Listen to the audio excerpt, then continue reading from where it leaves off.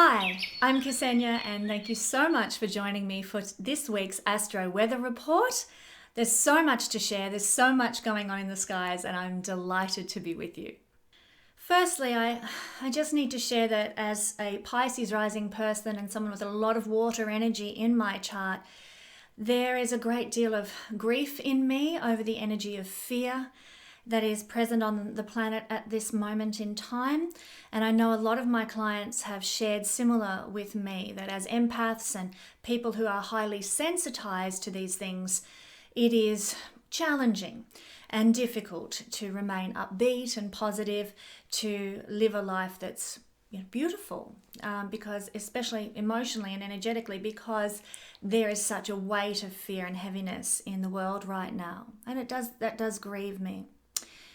I want to just mention something that Lada from Lada shared recently in one of her brilliant videos, and I highly recommend that you check out her videos. They are phenomenally good. Lada shared the work of a wonderful man named David Hawkins. Now, if you're familiar with the work of David Hawkins, he wrote a great book called Power versus Force. And he's done many, many other wonderful works of research around energetic levels and energetic testing, particularly like we might refer to it as kinesiology. He also developed a hierarchy of emotional states. Fear is one of the lowest, joy is one of the highest, and usually people fall somewhere along the hierarchy. You can Google that online if you would like to do so. But one of his messages through his research was that the biggest contribution we can make to the planet is to raise our vibrational level, keep our spirits up. And by doing that as an individual and sort of sharing our light, sharing our buoyancy with others and helping them to raise their vibration as well, to lift people into the light, that is the best thing that we can do to save the planet, to heal the planet, to create a brighter future for us all. And I would add to that, it's the best thing we can do to manifest the higher level energies of any given astrology chart, be it our own personal chart or the chart of the moment, of whatever's playing out in the world,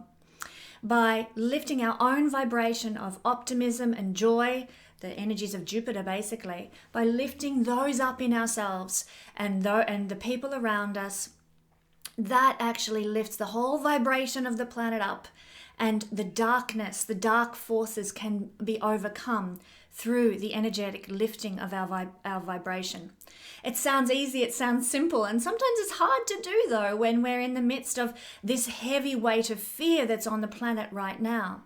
So I wanted to mention what Lada spoke about here. It is so pertinent and so true. Raising our vibration is a source of healing, and sometimes, especially when we're in a situation like the world is in right now in lockdown, that's about all we can do, and even when times are free and prosperous and good, that is our greatest work, to raise the vibration of the planet by lifting our own first. Ways we can do that in these times, well, when you're at home, put on some music and have a dance and get that energy flowing through you of joy, of delight, upbeat music, bright music, bubbly music. Hello to April, who recently told me that she's been listening to the Beatles, and I applauded that because they're my favorite band. So, but anything that's upbeat, that's bubbly, that's bright, that you can dance to, that lifts the energy of joy in you. Singing is another thing you can do. Doing creative work, art, painting, lose yourself in the beautiful joy of creativity. Spend time in your garden. I mean, you know what brings you joy. Go there now when you can and try and lift your energy through the things that delight and lift you up personally. That's the best work that you can do for the planet in these days. Let's face it, our ordinary stresses of life have not gone away simply because the earth is in a state of fear right now. Our ordinary stresses are still there. What are we going to eat? What are we going to wear? Where are we going to live? And my relationships, how are they playing out? All these sorts of ordinary stresses still remain. And some of them are exacerbated now personally because of what's going on in the world. There's no denying that that's what's happening. My role as a personal astrologer is to see the potential and the positive energy available to all of us in our personal charts and also in my weekly astro weather reports to see what is the potential that we can manifest this week if we keep our vibration high, if we look for the goodness, the light, the blessing in every circumstance. Every planet, every sign, every house, you'll hear me say this often, is like a Chinese yin-yang symbol. There is shadow and light in everything. So there is good, there is evil, there is blessing, there is struggle. You know, every element of the chart carries an energetic potential. Even a trinal energy, if you're familiar with the trinal energies, like if you had a grand trine in your chart, what that represents is great opportunity for blessing and things landing in your lap in life. But there is a shadow side to that as well, in that everything just comes so easy. You become lazy. You don't actually take initiative and you don't make the most of the opportunities that come to you because it's all too easy. So there is shadow and light, even shadow and light in the perceived good things of the horoscope. So I consider that my role is to see the positive energy available to us even in the dark times. And as such, I'm going to continue to provide my astro weather reports for personal understanding at this time. And it's my intention to keep that as my energetic focus, the positivity, the potential. And as I break down each sign, as I will do later in this video, what's happening for each sign, it will be from a perspective of what's the best we can achieve with the energies that are currently playing out. So thanks for joining me. Now, right now in the world, we see a lot of educated guessing about what's going to unfold. Psychics, financial, economists, and everybody, and everyone in between, is actually having educated guesses about what is going to happen. Even people who are channelers at the moment, they are finding that some things are being held back, some things are not being revealed for various reasons known only to the astral entities. But so we can only but make an educated guess. Neptune's power play in all this is one of the reasons why the truth is not clear right now, especially with Mercury, the planet of communication. The truth is not clear for us all right now. And that's just the way it actually just has to be on the planet at this point in time. But I'm no exception to people who like to have a bit of an educated guess at things.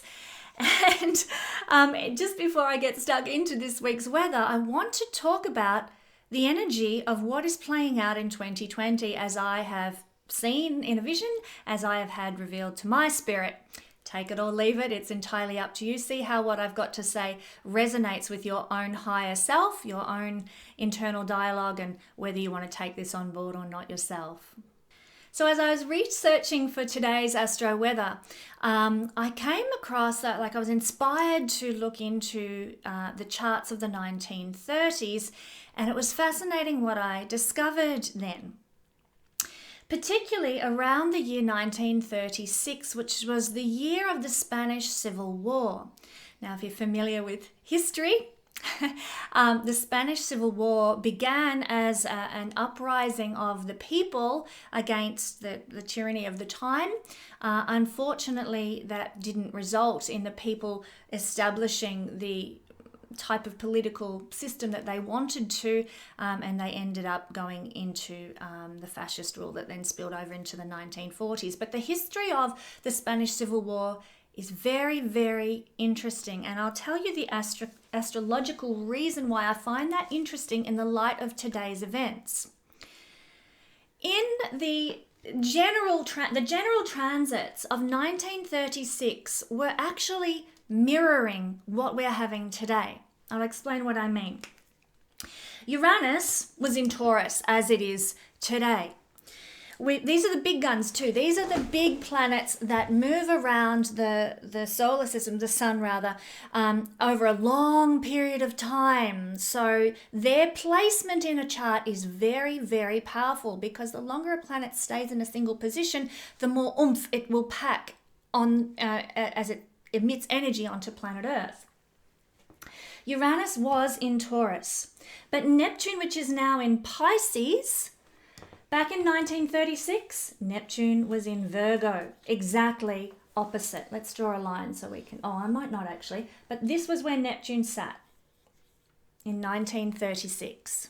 Pluto was in the sign of Cancer in 1936. Exactly opposite where it is today. The North Node was also in Capricorn, exactly opposite to where it sits today in the sign of Cancer. So the North Node was up here. So I hope you can see how things are mirroring. We've got Pluto opposite where he is. We've got Neptune opposite where he is. We've got the North Node flipped around the opposite way to what it is today. And we've got planets like Uranus in the same sign.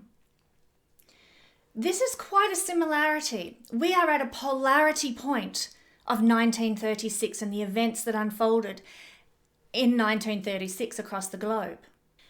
I'm looking at the big outer planets because they bring generational shifts, generational change. The personal planets, Mercury, the Sun, Venus, even Mars, they're actually not quite as important in the big generational movements of our time. But it's these guys, these biggies that I'm talking about, that really create the momentum for change. Saturn was in the sign of Pisces, the sign of disillusion, the sign of loss, the sign of letting go and dissolving at this time. So I'll just draw a little dot just so that you can keep track of what I'm talking about. Here was Saturn in the sign of Pisces at this time.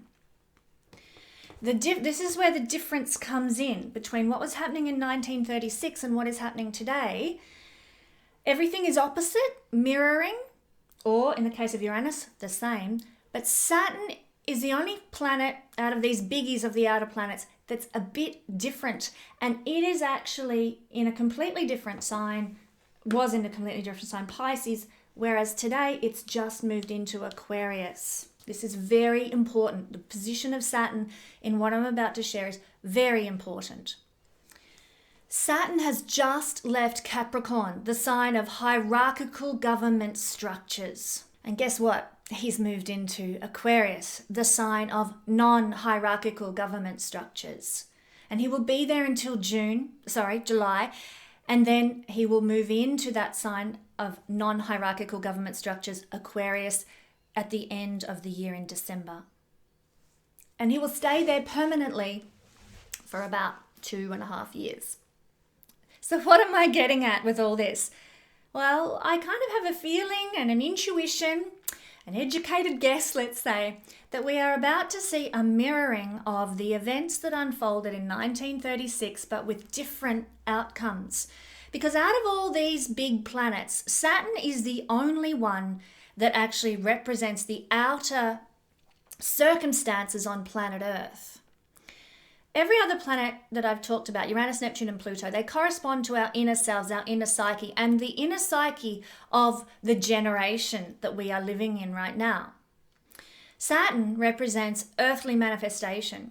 So that's why Saturn's position this time is very important.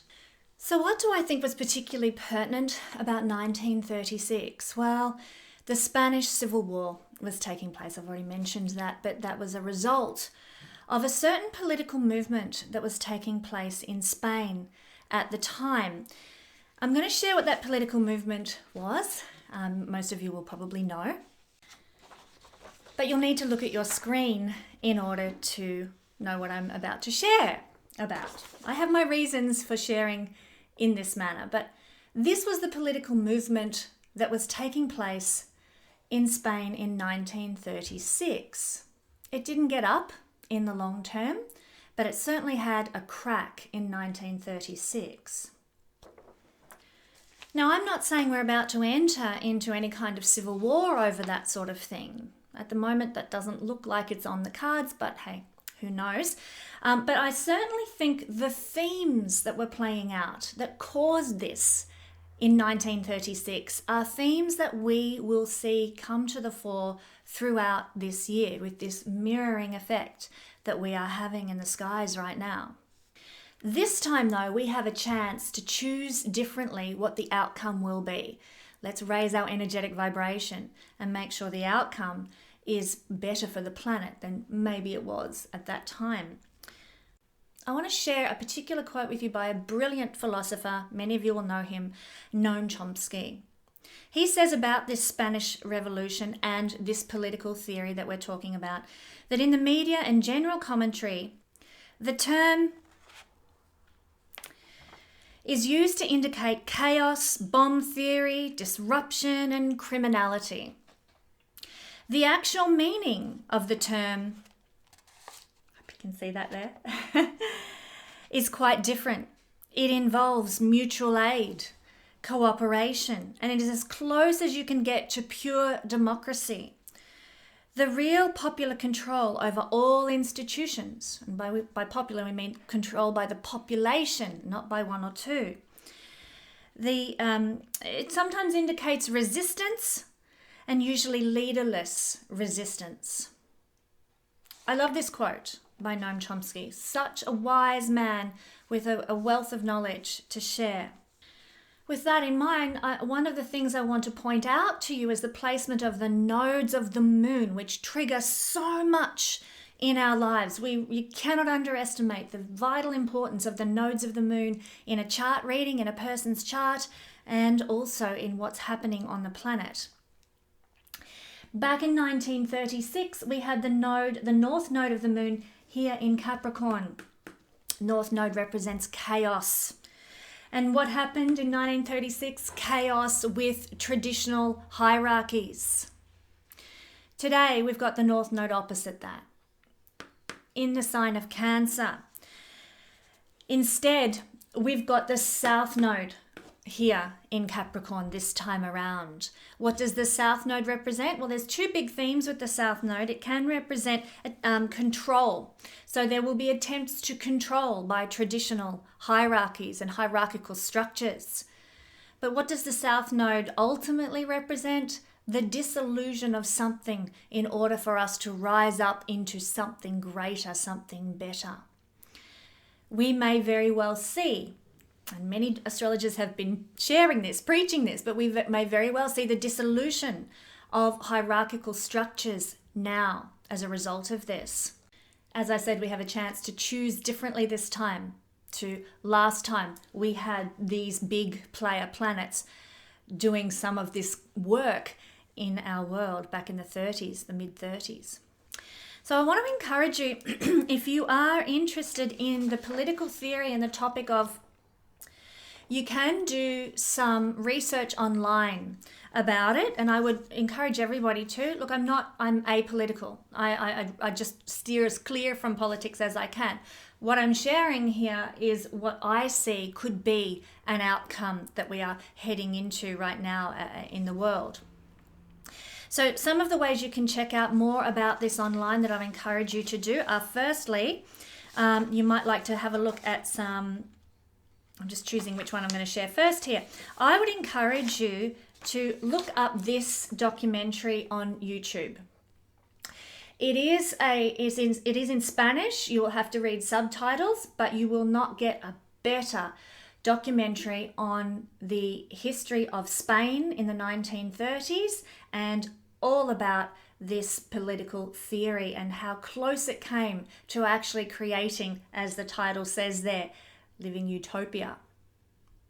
So that would be my first port of call. You will have to sit through subtitles if that's not your thing, but I'd encourage you to persevere. There is so much valuable information in that.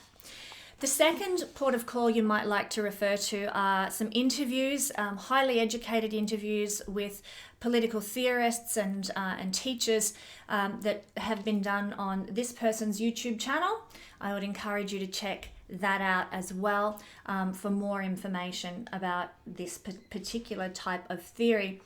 And I would encourage you to do so. As I said, I'm apolitical. I would encourage you to do so because it feels to me, it seems to me like we are heading into the potential beginning of this type of political theory rising up now. Something I find actually quite exciting. So the reason that I mentioned this is that this political theory is the only political theory that I'm aware of. There might be others. Please feel free to comment if there are other political theories that come under the rulership of Aquarius, where Saturn now sits. converse to the 1930s, when he was in, at the time of the Civil War, when he was in Pisces, dissolving, releasing, letting go, there was nothing was able to stick with this. Now we're in a fixed sign, fixed air. We're in a fixed sign with Saturn. What begins now in terms of political theory might actually stick. And what is ruled by Aquarius is this type of political theory. No leadership, leaderless running of society and community, and the status quo, the common people being equal with the rich and creating more equality, wealth equality, creating more of that utopian ideal society, which is all represented by the sign of Aquarius. So this is, to me, actually, this is the potential that this chart holds.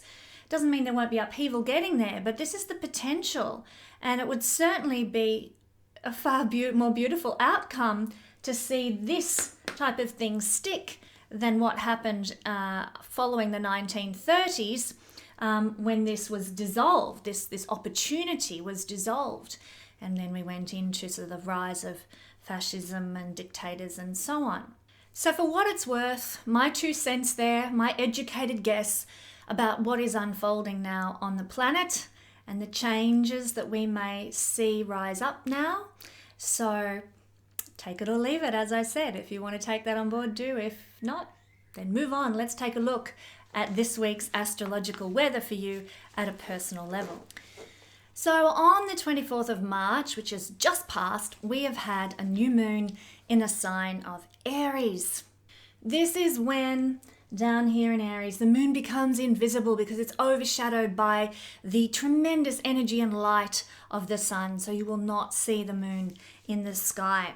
Now, one of my favorite astrologers that I love to follow is Susan Miller, and she says, and I'll quote, "A new moon opens a portal of 10 days where the actions you take during that time will change that realm of your life for the whole year ahead." So it's going to be very important to pay attention to what we are doing, how we are acting around each new moon this year in 2020, because it's going to affect us for the year ahead. In fact, that's true in any year. We need to pay attention to the 10-day window around the time of the new moon. So obviously for the next week, we're coming out of this energy of this new moon in Aries. So we need to pay particular attention to our behavior, our interactions, what comes out of thin air into our lives at this time. What are we feeling? What are we doing? We need to really look and evaluate that, knowing that it's going to be an energy that may remain with us for the year ahead. You might like to take a look at where you were at last time we had a new moon about 4 weeks ago in the sign of Pisces. What were you feeling? What were you doing? Where was your energy relating to where Pisces falls in your chart? And use that as an evaluation as well. But I'm going to be going through what this will mean for all signs at the end of this video. But do stick with me for the weather, the rest of the weather, because there's just so much happening that you really need to know about. The next thing that's going on is happening on the 29th of March. And to be perfectly honest with you, I am looking forward to this one. There's a lot of fear-mongering about it. I'm not that way. I'm like, this is good stuff. This is great. You might think differently when the 29th of March rocks around, but I'm excited about Jupiter making a conjunction with Pluto. This happens every 13 years. Now, this is happening at, I'm just checking my notes. It's happening at the degree of Pisces, 24 degrees. And what does Pisces represent? I've just kind of given you a bit of an insight there. It's about letting go. It's about loss. It's about dissolving and, dissolution of something. So when you've got the big planet of, these two are brothers, I might add as well. Pluto and Jupiter are actually brothers. They were the sons of Saturn, both of them, as was Neptune. So these guys are brothers. They can work well together. They're from the same family. But this is the positive aspects of the degree at 24 degrees, the degree of Pisces. The positive aspects is is more of a fanciful, fantasized look at the world, the dreams, the visions. What could life look like? And what it's kind of connected to the utopian ideal as well. It's very much about, people who are strong Pisces like myself, we want to escape from the world. So self-isolating is no big deal, I love it. But we want to escape from the hurt and the horrors of the world. And in our heads, we kind of tend to create our perfect scenario, our perfect world, our perfect ideal. And these are the energies of Pisces. It's kind of a visionary energy as well, a dreamy energy. So this is part of it also. It's not just all dissolution and letting go and so on. There is this beautiful, visionary, dreamy, imaginative element that's quite beautiful in Pisces.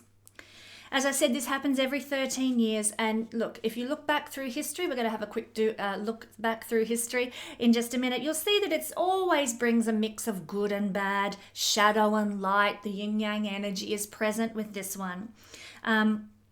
So we can expect the same to occur. I'll talk a little bit more about the planets and what they mean in just a minute, but let's have a look at the history now. The last time that we had a conjunction of Pluto and Saturn was in December of 2007, and this was the first hit. Usually we get 2 to 3 hits, usually, of Jupiter and Saturn making a connection every 13 years. And back in December 2007 was the first hit, and this is what we're having now, the first hit of a transit that for us in 2020 is going to last all year. We're going to get 3 hits to this planet all year long. But this is the first one. And this time, back in 2007, it happened at the degree of at 28 degrees of Sagittarius, which is the degree of Cancer. So what does Cancer have connections to? Protection, security, shoring up stability and so forth. And let's see what happened. Well, there were many extreme events actually that occurred back then, and they weren't all bad, as I said. Some of them, were not so crash hot, but Queen Elizabeth was one of the better ones. She became the oldest reigning monarch in the history of the UK. So that was the first that was a good thing. But we did have things like the assassination of Benazir Bhutto that occurred in this week in 2007. We had the car bomb kill 45 people in the Algiers. We had the West Roads Mall massacre in Omaha, Nebraska. We had the Hebe Spirit oil spill in South Korea that occurred. So all of these things are very different kind of crisis situations or catastrophes.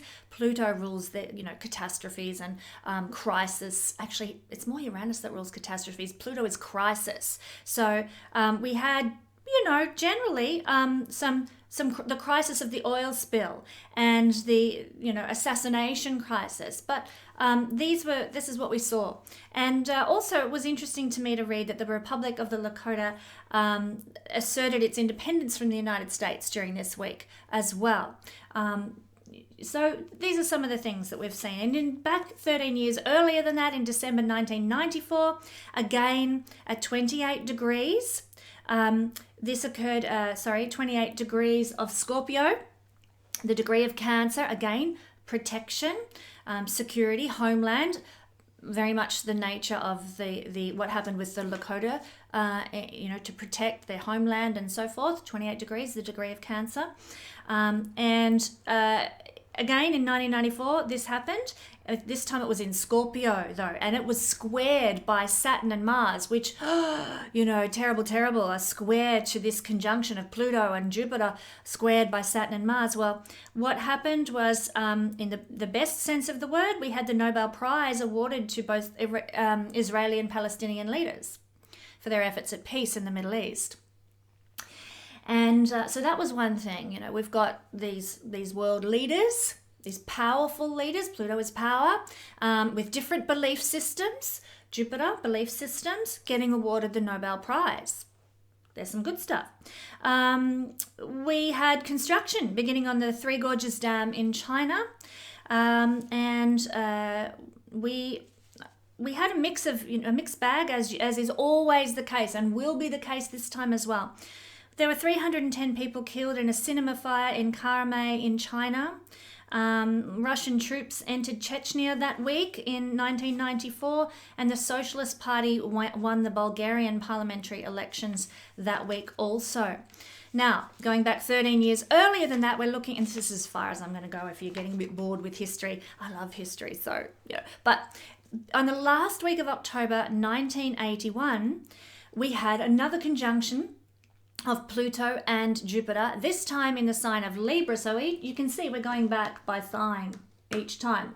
So this was in 1981, it was in Libra, and again it was at 24 degrees, the degree of Pisces. Seems to be a bit of a reoccurring theme of dissolution that occurs with this.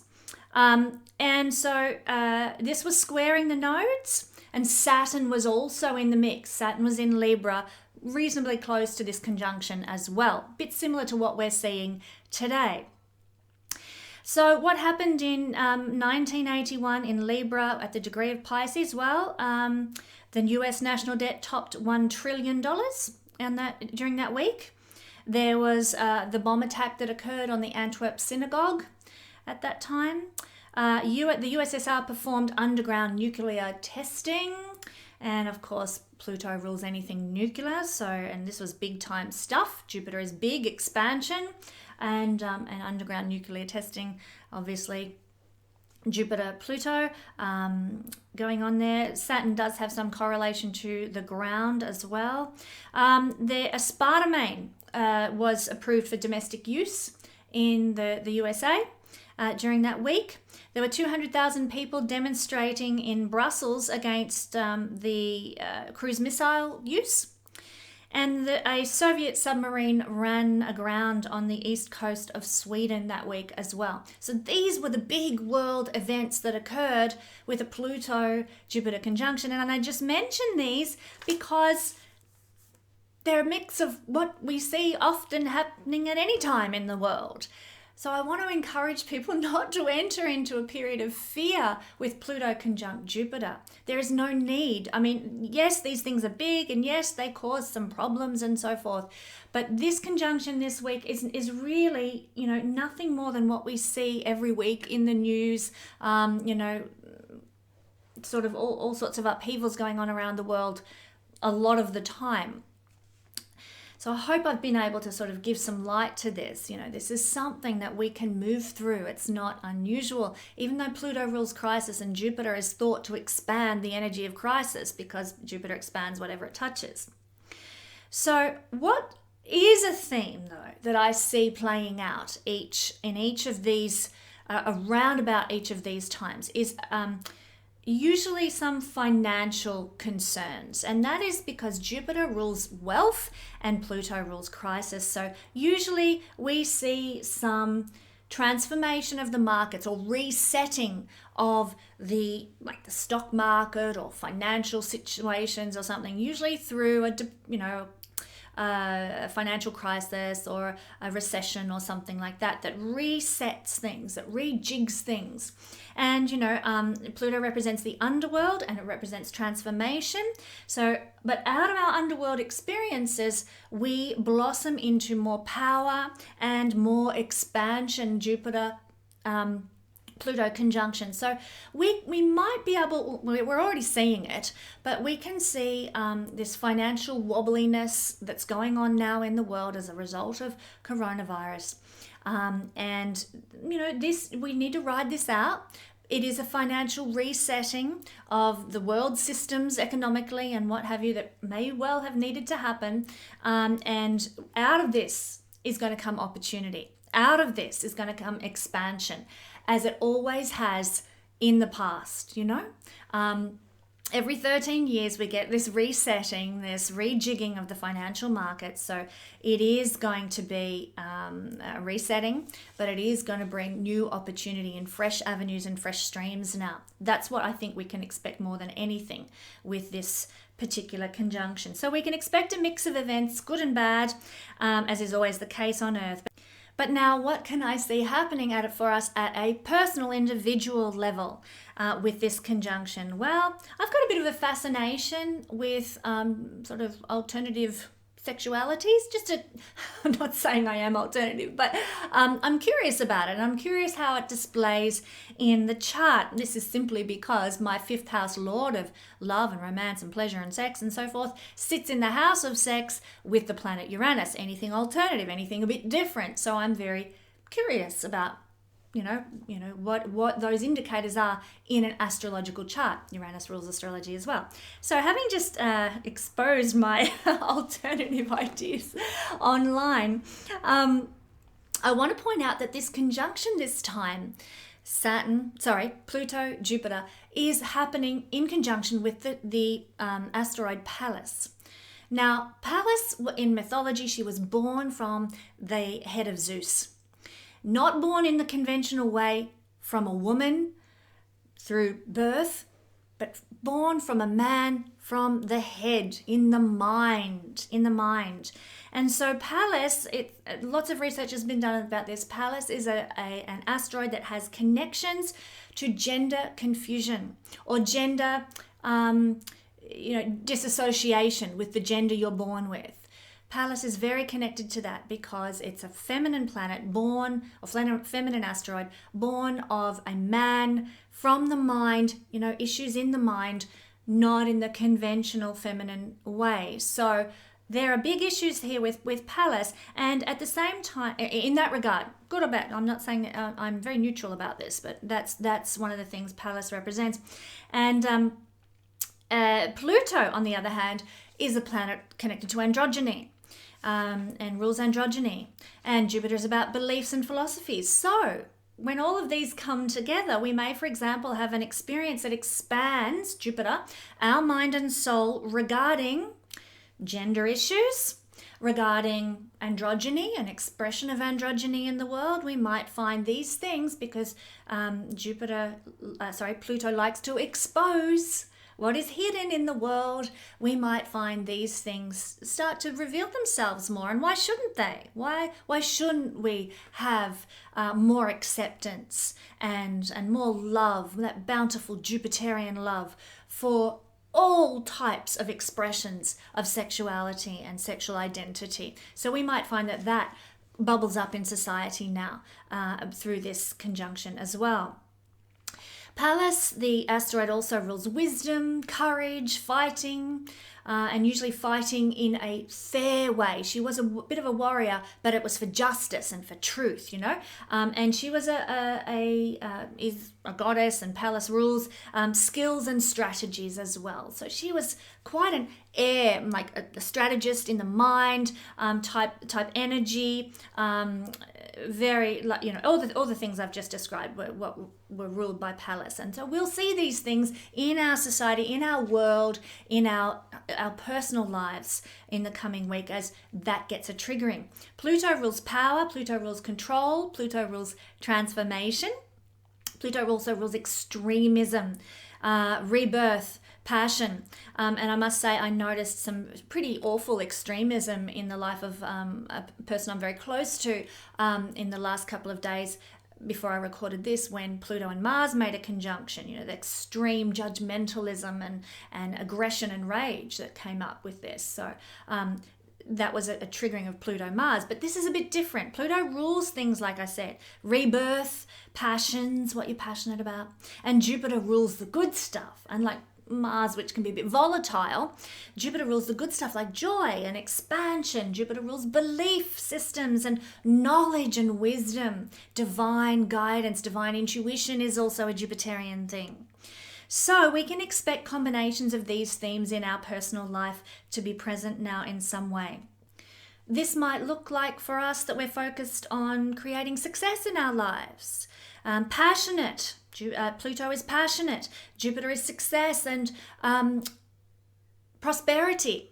We might see, a real focus now and are willing to fight fair for, and use our skills for our success that we want right now. We'll get in there. We'll take action for success and have a focus and an intent on success. Pluto is the god of great wealth traditionally. Yes, he's the god of the underworld, but before he was that, he was the god of great wealth. And so when it combines with the planet of wealth, this is actually a signature that we often look for in the charts of the bazillionaires of the world. And so the whole world is going to be under this energy of great drive for success, great passion for success, great sort of almost obsession with success and business success, wealth, prosperity, and opportunities right now. Now, in a great crisis lies great opportunities. Sounds a bit like a Spider-Man quote, doesn't it?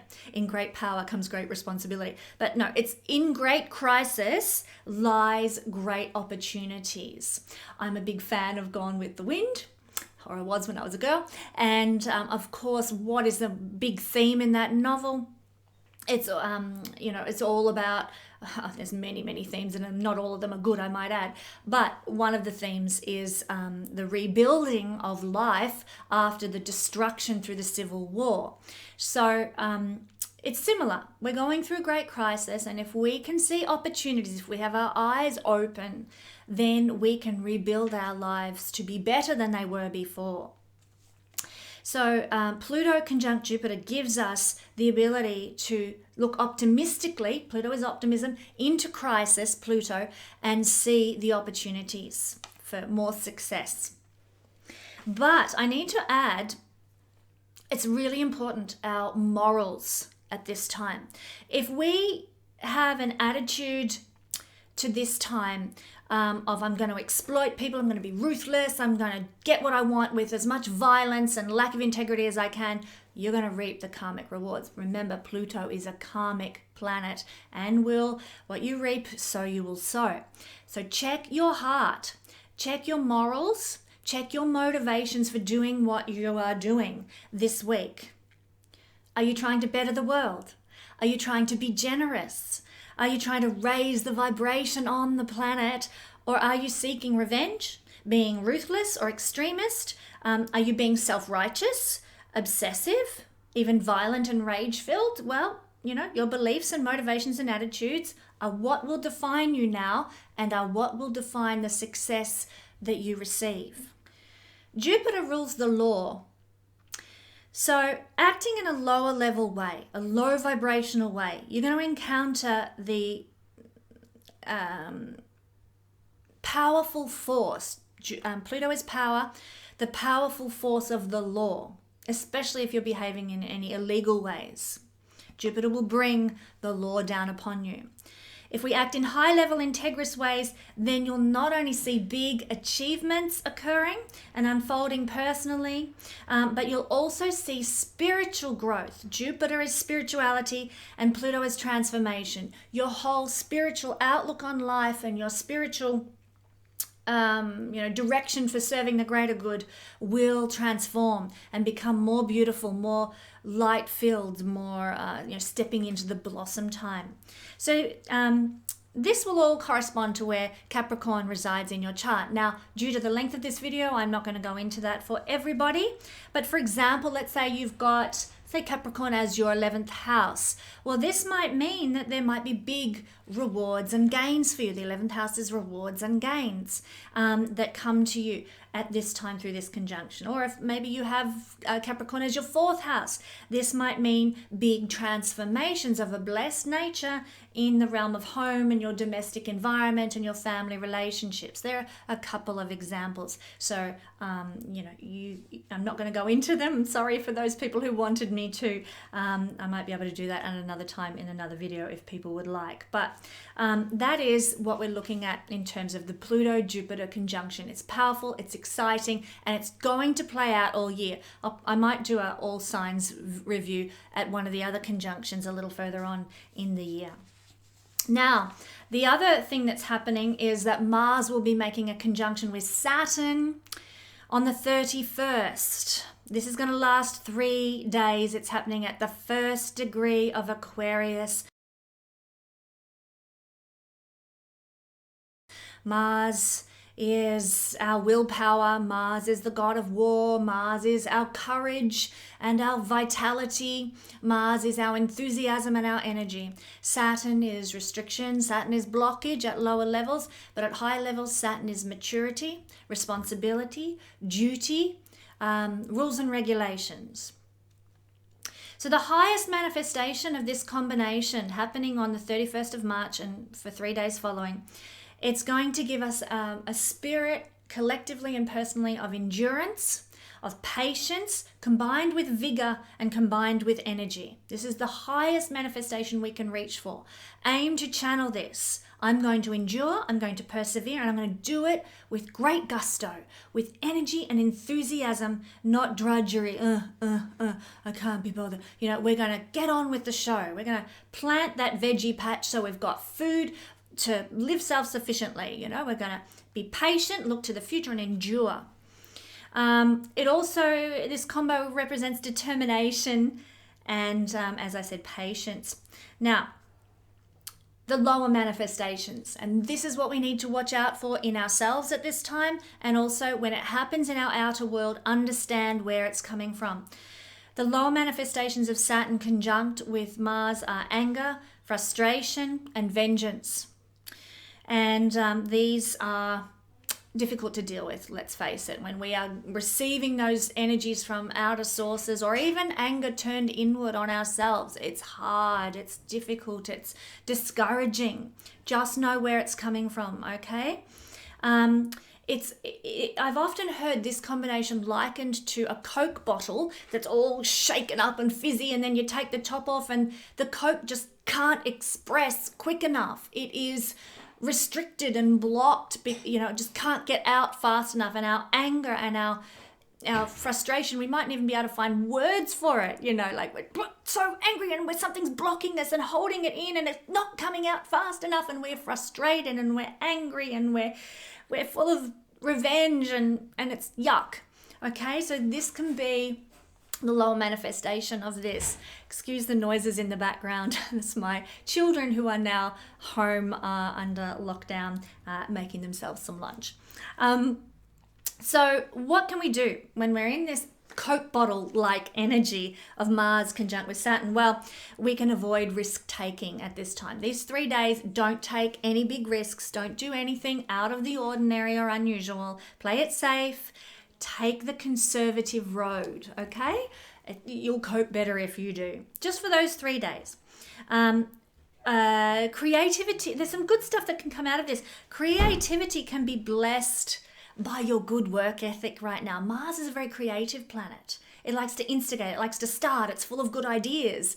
And the Saturn energy can give you the capacity now to work hard with your creative ideas and creative endeavors. So pay attention to your new thoughts, new ideas, new creativity at this time, and utilize it. Put it to work for yourself.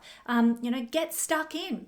You will have the energy to endure. Whatever you create and initiate at this time has the potential to last a long time too. So let's invest that energy into something good. You might come up with a wonderful creative idea for making money from home during this difficult period in the world's journey and a difficult period with the economy. Trust it, go with it, look for that, develop that endurance. Your creativity can be blessed by a good hard work ethic now. And the other thing that we can see coming out of this, and I've already sort of let the cat out of the bag with the fact that of my sexual makeup in my chart, but sexual endurance is heightened now too.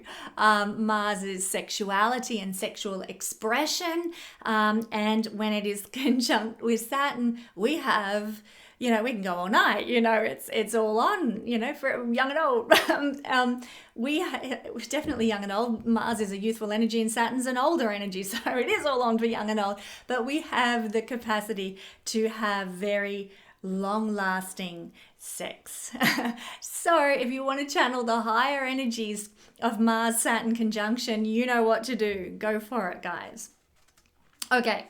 So now I want to explore all signs, and we're going to do a whiz through. I'm not going to spend too much time, on these, and we're going to whiz through what is happening because of this new moon energy that I spoke of in the beginning, and how that's playing out for us over this week.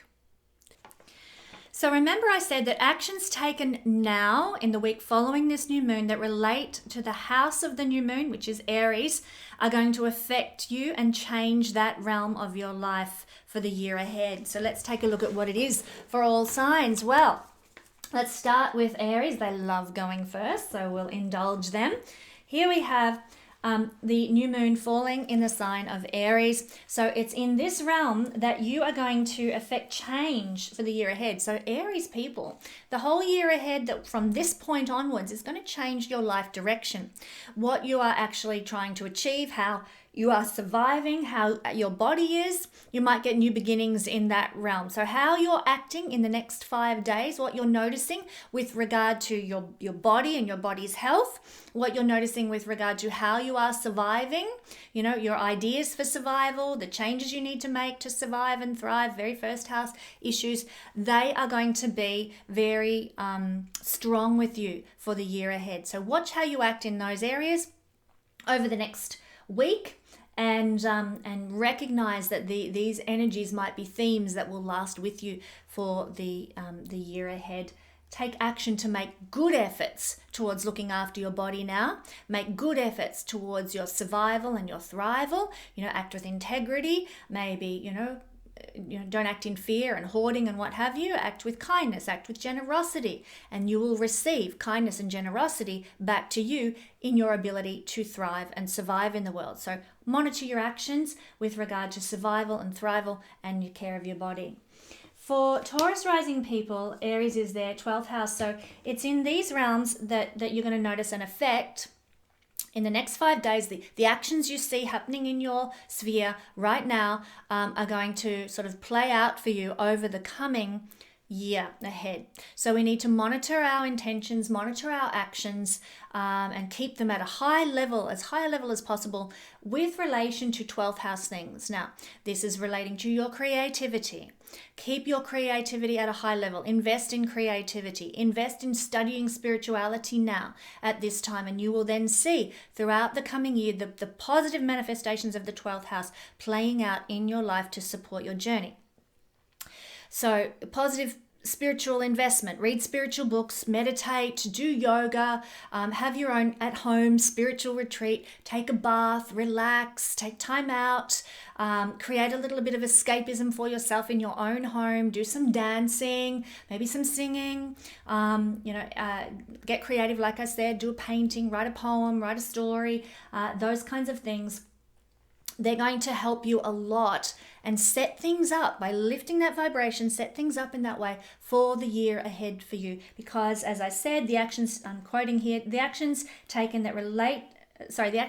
now, 5 days after the new moon, will relate to the house of Aries, where the new moon was, and they'll affect you and change that realm of your life, Aries, for the year ahead. So your spirituality will be affected and uplifted. Your creativity will be affected and uplifted. And that's what you want. You don't want the shadow side of the 12th house coming into play, which is loss, which is disillusion, which is, the demise of things and the dissolving of things that are precious to you. Maybe the dissolving of, unwanted karma and stuff. That's a winner. But focus on the high level things right now, and you'll see that the goodness of that play out for you over the year ahead. Gemini rising people. Well, the energy of Aries is falling as your 11th house. Now, as I'm quoting here, the actions taken at the time of the new moon in Aries, any actions that are taken that relate to the house of Aries will affect you and change that realm of your life for the year ahead. This is the realm of rewards and gains that you receive, your visions, your goals, your aspirations, and your friendships. So keep those things, keep those realms of your life at a high vibrating level, and you will see blessings in those areas last for a year ahead. If you go into the, I'm going to be nasty to my friends, I'm going to take the ruthless road with regard to getting my goals and dreams into fruition, I'm going to, cheat to get to get some award or whatever. If you take the nasty road, you will receive nasty things back and things going wrong in that realm for the year ahead. So take the high road. Make your actions high level. Do kind things for your friends this next 5 days, and you will receive kindness from your friends for the whole year ahead. Invest your time and energy and enthusiasm and joy into your dreams and goals and aspirations right now, and you will receive joy from your dreams and goals and aspirations over the year ahead. Okay, if we are Cancer rising people, this is putting the energy of Aries into the 10th house. What this means, now I'm quoting here, that actions taken at the time of the new moon and 5 days after that relate to the house of Aries where the new moon is are going to affect you and change that realm of your life for the year ahead. So this is the realm of career, worldly aspirations, and the legacy that you want to leave for those who come after you. It's in this realm that you can affect how things will play out in that area for the next year ahead based on what you do in these 5 days. So sorry about the noise in the background. As I said earlier, my children are home from school under lockdown, so they're a bit noisy.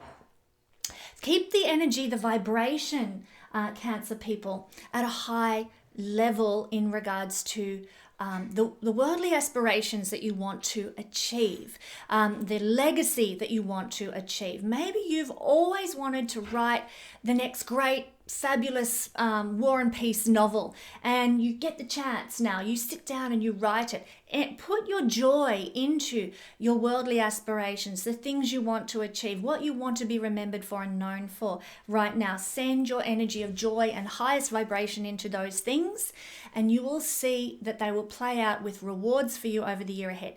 If you are moping and sort of about, I can't be bothered and never works out for me and life is so unfair, and you're really vibrating at a low level regarding career, worldly aspirations, and the things you want to achieve, then you will tend to find those repercussions lasting for you all year long.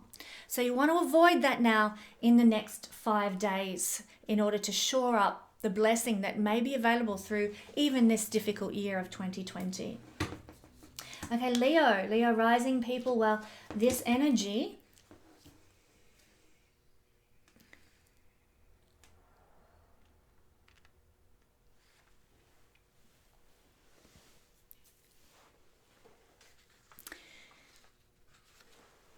of Aries is falling for you in the 9th house, the luckiest house in the horoscope. So go you Leo people, this is actually very nice. New moon in the 9th house. So I'm quoting here, the actions taken at the time of the new moon in Aries and relating to that house, for Leo it's the 9th house, are going to affect you and change that realm of your life for the year ahead. So this is where we need to keep our vibrational energy directed at a high level now for the next 5 days, so that we can manifest blessings in this realm of life for the year ahead. And this is to do with inspirational figures, it's to do with cultural experiences and philosophical expansion. They're basically the summary of the 9th house. There's a lot more to the 9th house than that, but that's the summary. So we need to, as Leo rising people, we need to actually create good relationships with our mentors, our inspirational figures. We need to reach out in kindness to love and support those who mentor us, those who inspire us. Send them a kindly message, leave a good comment on their YouTube channel. Do something, some kind of kindly action towards your mentors and your inspirational figures, and even father figures right now as well. In doing so, you will create a momentum of high vibrating energy for you in this realm that will come back to bless you throughout the year ahead. You can also invest in, cultural experiences. Okay, most of us are under lockdown and, it's difficult to go out and be about, but you can create a cultural experience in your own home. Gather your children around you if you've got children, or sit with a friend or a loved one, or, whatever your situation might happen to be, and watch a cultural film. Maybe you could watch that Spanish documentary that I recommended in the beginning of this video. I encourage you to do that. And, immerse yourself in cultural experiences in your own home if necessary. And in doing so, create a greater vibrational energy there, a high vibrating energy related to other cultures, a joyfulness in other cultures, a delight in other cultures, an expansion of your mind with regard to other cultures. And the same can be said about philosophical ideas and knowledge. In this 5 days, you might choose to undertake some sort of a course. An online course in tarot reading, or an online course in maybe more likely to be some sort of religious belief system, or studying ancient history, or maybe looking at the history of wars. This is the sign of Aries, after all, the god of war. History of wars. You might do some sort of bit of study about that and up level your knowledge, expand your knowledge. In doing these things now at a high level, with joy, with love, with happiness, you can lift the vibration of your energy and the world's energy. If instead you choose to attack some sort of mentor or spiritual guru or something like that, or guide, I don't know why people would do that, but they do. If you choose to attack, if you choose to be nasty, if you choose to sort of lash out at a father figure or some sort of inspirational figure in the world, or you choose to run down other cultures and demean other cultures and other belief systems in some way, shape or form, then you can expect that the lower energies of the ninth house will come into your life over the year ahead. Because as I said, and I'm quoting here, whatever action we take in this area of life for the next 5 days is going to set us up for what we will receive back from this house for the coming year ahead. Virgo rising people. This energy of Aries for Virgo rising people is happening to fall in the 8th house. Now, I want to quote here. This is where the new moon has occurred, and now we are looking at a 5-day window from now on, where the actions taken that relate to this house of Aries will affect you and change that realm of your life for the year ahead, based on the actions you take for the next 5 days and what you see playing out in your life. So in order to reap the biggest harvest of this, in order to see the best benefit of this over the coming year, you want to keep your vibration at its highest level. And in the 8th house, that can mean looking into, say, spiritual topics, shamanic topics, mysticism topics with joy, with happiness, with delight right now. So immerse yourself in those things over the next 5 days. Do some spiritual reading. Perhaps you might look into shamanism, and you might look into rituals and the idea of and purposes of rituals and ceremonies and that sort of thing. You might like to also look into financial stock markets or something like that, and start exploring those things with great joy, great delight, keeping your vibration high. And you may actually start to see the rewards reaped for you in your own life over the year ahead from those things, by keeping your vibration high around those things. You might also find that if you were to use your lower manifestation of energy, and you looked at the stock market and you tore your hair out and said, oh my God, what's going to happen to humanity? Oh, fear, which is David Hawkins' lowest vibration of his hierarchy, and that energy of, oh, woe is me, if you direct that into your exploration of the stock market, or you look at shamanism or other sort of alternative spiritualities and occult practices, and you're critical and you're angry at them and you're sending low vibrations into those things, then you're going to reap low vibrations back in those realms for the year ahead. So I will encourage you all, if you are Virgo rising, go for the higher manifestation, not worry, not fear. Go instead for the higher manifestation of what can this beautiful energy bring me? What are the opportunities here? Remember, this is an opportune house. It is the house of dying to something and being reborn into something better, transformation. Look at it through that lens and create a higher vibration as you look at the crisis that's unfolding in the world right now. Don't go into worry, don't go into panic, go into the idea of restoration that's occurring here. Very 8th house, restoration, regeneration, rebirth. These are ideas of the 8th house. Keep that focus, keep the energy level high, and you are going to reap beautiful rewards throughout the year ahead. Libra rising people. Well, for you guys, the new moon energy of Aries fell in your seventh house. So I'm quoting here, the actions taken at the time of the new moon for about 5 days before and 5 days after that relate to the house of Aries are going to affect you and change that realm of your life for the year ahead.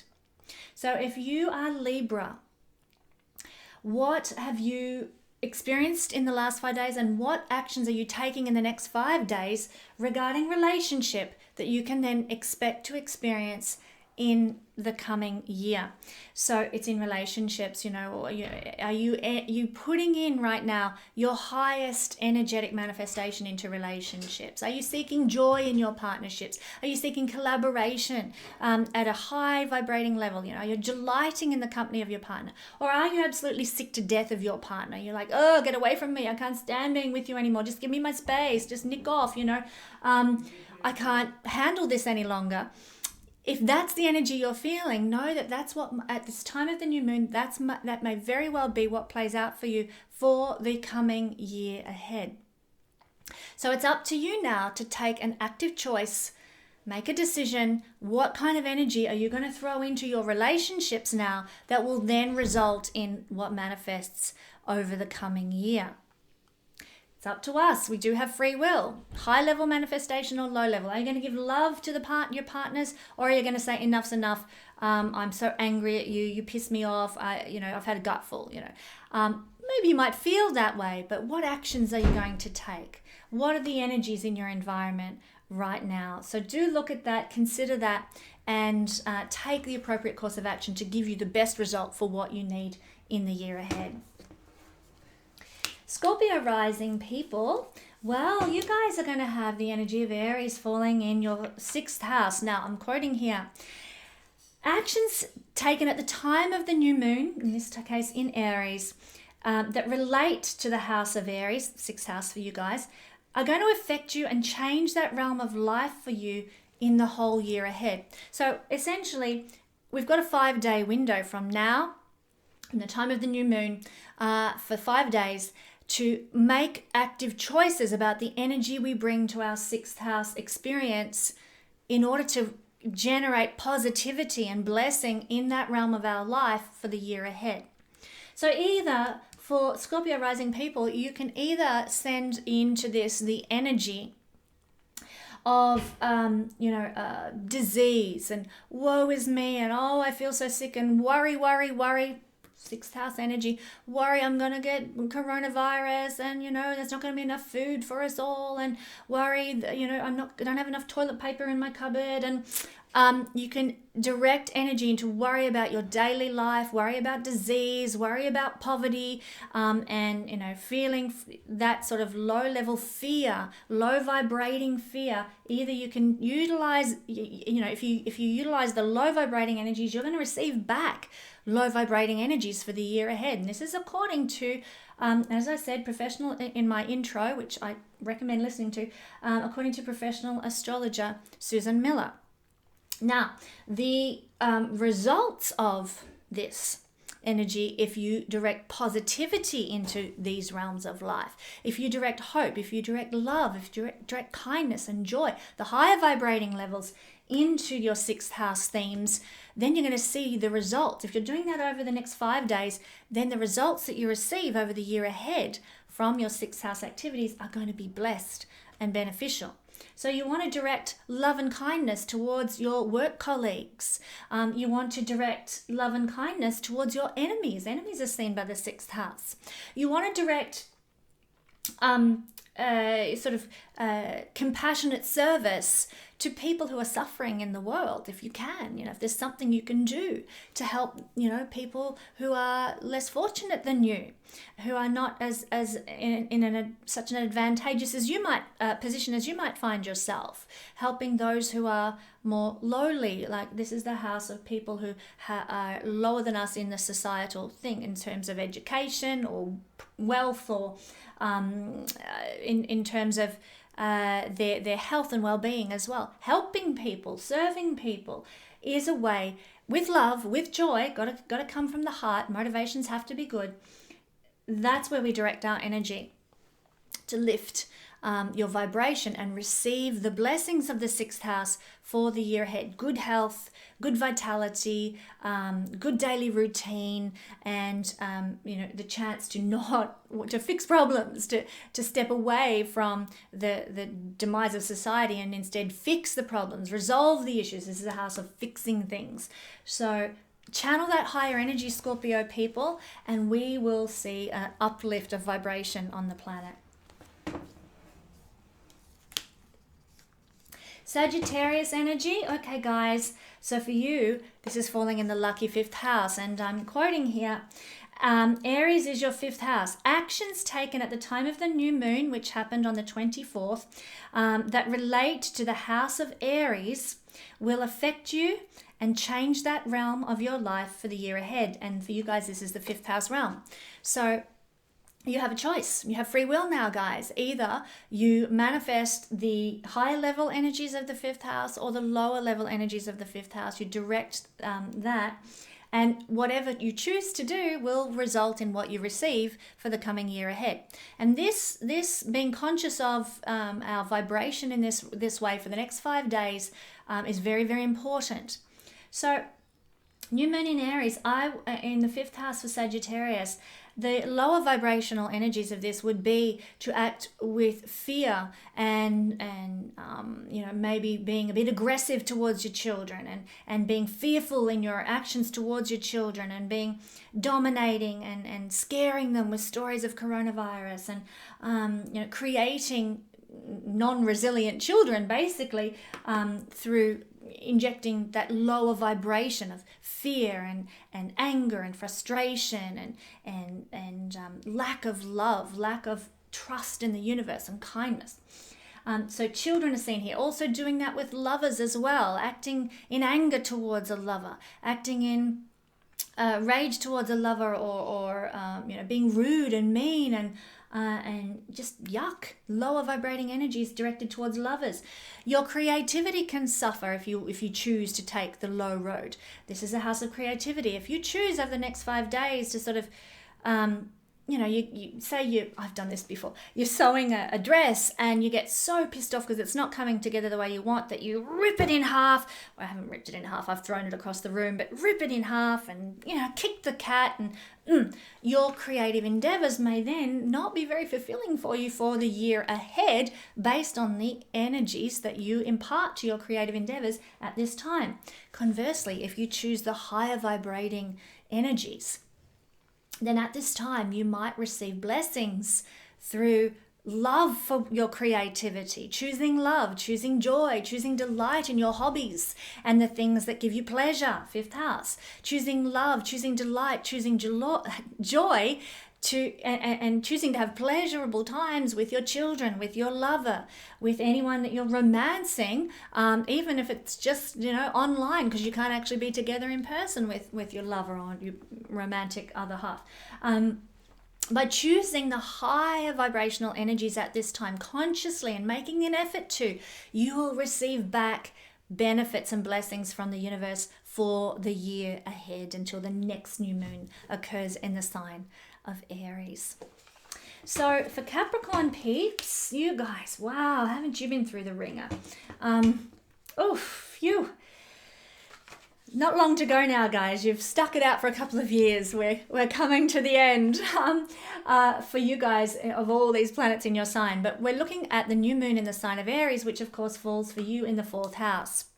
I'm quoting here, actions taken at the time of the new moon and for 5 days after, 5 days before, 5 days after, that relate to the house of Aries will affect you and change this realm of your life for the year ahead. This is the fourth house. So the energy that you give to your fourth house environment, your home, your family life, your domestic situation, the energy that you give is going to determine, for the next 5 days, it's going to determine what you receive from that area of life for the whole year ahead. So I want to encourage you, go for the higher level energies. This is our free will.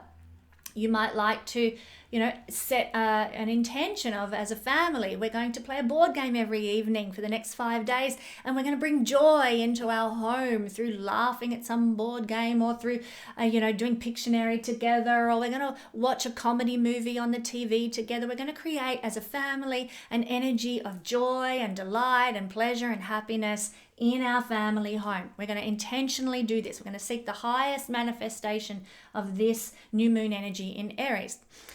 You might like to, might get a kick or some joy out of painting a room a fresh new color, or doing some sort of bits of renovations or something like that needs doing, some beautifying, fixing something up. That can bring you a sense of satisfaction and joy. The lower manifestations of this energy right now might be to go into a state of fear. That's a low vibrational energy, according to the work of David Hawkins. Fear, panic, freaking out, saying, no, kids, we won't have that second scoop of ice cream because we're going to conserve everything that we have right now, and you can't have another scoop of ice cream, and creating an energy of fear and a destructive, low vibrating tone in your home is going to reap that for the next 5 days, will reap that low vibrating energy in your life for the rest of the year. And you don't want that.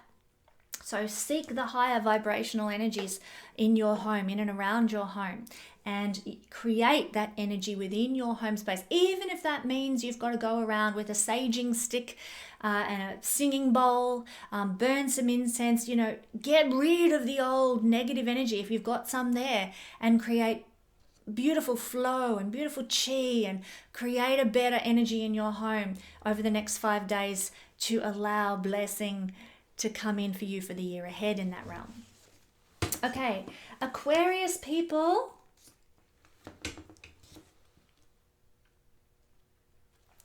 Well, Aries, where the new moon occurred just yesterday on the 24th, has fallen in your third house. This is where the new moon has taken place. And so for you guys, Aquarius rising people, I want to read a quote. Actions taken at the time of the new moon, any new moon, but this one's in Aries. Actions taken at the time of the new moon that relate to the house of Aries in this case will affect you and change that realm of your life for the year ahead. So we have this now 5-day window. Usually it's 5 days before and 5 days after. We've got this 5-day window at the time of the new moon to create good, sorry about the noises in the background, to create good energies for our whole year ahead in the realm of the third house. And the third house rules our siblings. It rules our teammates, rules our co-workers. The third house rules our skills and our abilities, our networking, our ability to learn and communicate. And it also rules small business. So it's in this realm that you can either channel the higher energies and then receive blessings for the year ahead, or you can channel the lower energies and receive more low energies into your life for the year ahead. What does this look like? Well, if you want to channel the lower energies into this, you could be acting with David Hawkins' low vibrational energy of fear and worry regarding your skills and abilities, regarding small business, regarding your siblings or your co-workers. That's to worry, to fear, to be angry, to be aggressive with all these things, to act with poor motivations such as, ruthlessness or vindictiveness in the realm of, communication. If your communication's aggressive and nasty and bitter and you're leaving shitty, rude comments all over YouTube and stuff like that, then you're going to reap that for the next year ahead. So do be careful. If you want to manifest the higher vibrational energies of the third house, then I would encourage you to spend time journaling, writing out your feelings, and searching your soul. You might also like to leave some positive comments all over YouTube at this time. You might like to bring an energy of love and kindness towards your siblings in some way, some act of generosity or act of benevolence. You might also like to channel higher vibrational energies into your small business, and I know small businesses are suffering right now. There's no doubt about it. These are difficult times regarding business and trade. But what can you do that's an act of kindness for your business right now? That's an act of kindness for you as a trader right now. Maybe, I don't know, it might be instead of, struggling to keep going and keep going and keep going, you say, right, well, I'm going to pare back. I'm going to allow myself some space and I'm going to work, say, 2 days a week instead of 5 days a week, and just give myself that break. And, it might mean I have to tighten my belt, but I'm going to feel more at peace with doing that, or less stressed, shall we say, in doing that than I will if I try to persevere and push and I'm getting nowhere in this current economic environment. I'm not sure. Everyone, obviously, who's watching this and's got their own small business is going to have a different scenario that's playing out. So obviously, I can't address everything for everyone. But if there is some way you can bring an energy of love into your small business, into your networks. This is online networks as well. Like I said, leaving good comments on YouTube. There's some way you can bring an energy of love to those realms of your life. You will reap rewards in those areas of your life for the year ahead. So it's essential that you raise your vibration to the highest level you can manage at this time in the realm of the third house. And finally, thanks for sticking with me once again, beautiful people, beautiful Pisces, patient people. We are patient. This energy of Aries is falling in your second house. So this is where we are going to focus our attention for the next 5 days. Now, I'm quoting here, the actions that are taken at the time of a new moon, 5 days before and 5 days after a new moon, that relate to, in this case, the house of Aries, are going to affect you and change that realm of your life for the whole year ahead. So for Pisces rising people, this is our finances and our resources and our self-love. And I want to encourage you guys to take the highest manifestation you possibly can with these things in order to receive benefit for the year ahead. So that might be by putting mantras up all over your house for the next 5 days. I am worthy. I am lovable. I expand to meet my destiny. I deserve good things.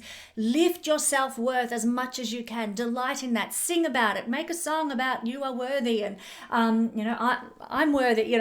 Make a song about that. Lift the vibrational energy with love and joy and kindness regarding self-worth, and you will receive positive self-worth over the year ahead. Also, lift the vibration around money as much as you are able to at this time. That might be, get excited about maybe buying some shares or something, or get interested in, how you are making money. Look for new ways to make money and start to think entrepreneurially. Aries is a very entrepreneurial sign. Think entrepreneurially about money and bring a sense of joy to that. Bring a sense of happiness to that. Bring a sense of excitement and delight to that, and you will receive throughout the year ahead the blessings of joy and excitement and delight in monetary circumstances and accumulating possessions and so forth for the year ahead. I also want to encourage you to steer away from negative energies, lower vibrations in this first house. Don't go down the second house. Don't go down the rabbit hole of, I'll never get where I want to go. I'm just useless. I can't achieve. I've been trying for so long and nothing ever happens for me because I'm just worthless. Don't go down that rabbit hole now of self-depreciation and lack of love for self, because, oh my God, you will be doomed for the year ahead to experience that sort of thing if you do right now. Instead, channel the higher manifestations. And don't go down the lower vibrational levels of fear regarding money at this time. I know it's hard. I know it's hard when the world's in a state of upheaval, but don't go into a vibration of fear with money. Go into your beautiful imagination, Pisces. Imagine what the world could look like. Dream about what financial blessing could actually result out of this crisis and be born out of this crisis. Dream about the utopian society that could actually evolve for us all in a world of equality where everyone received exactly what they deserved and to have a good, healthy, happy whole life. Go into your imagination, utilize that Pisces energy and create a high vibration around money right now. Dream, and enjoy it and create a high vibrational energy around money rather than a lower, oh my God, what's going to happen? I'm so afraid, panic, panic, fear, fear. And you are going to thrive and survive with these things for the year ahead. So that is all signs, looking at the new moon and the energy that we can make a choice about to bring more blessing into our life. Whoopsies, for this whole year ahead. And isn't it important to consider not only right now and the week ahead in our lives and to act with integrity in our lives right now, but to also consider how it's going to affect us, how we behave now, how it will affect us for the whole year ahead. Thanks so much for joining me. I know this has been a long video. I hope I've been able to share some insights and some encouragement and hope with you. Let's close with a prayer. Energy of love in the universe. What an amazing universe it is. We are so excited to be a part of this period in time. Even though it's full of upheaval, we know that we have been born with a purpose, with a reason to experience this energy at this time, and hopefully to raise the vibrational energy on the planet to higher levels that will result in blessings being born out of this situation that the world is in right now. Help us to lift our vibration this week. Give us little things that trigger our gratitude, that trigger our joy, that trigger our delight, so that we can lift ourselves up and others up and be a blessing to the greater good of the earth. And so it is. Well, thanks so much for joining me. I'll have another personal astrology weather report for you next week.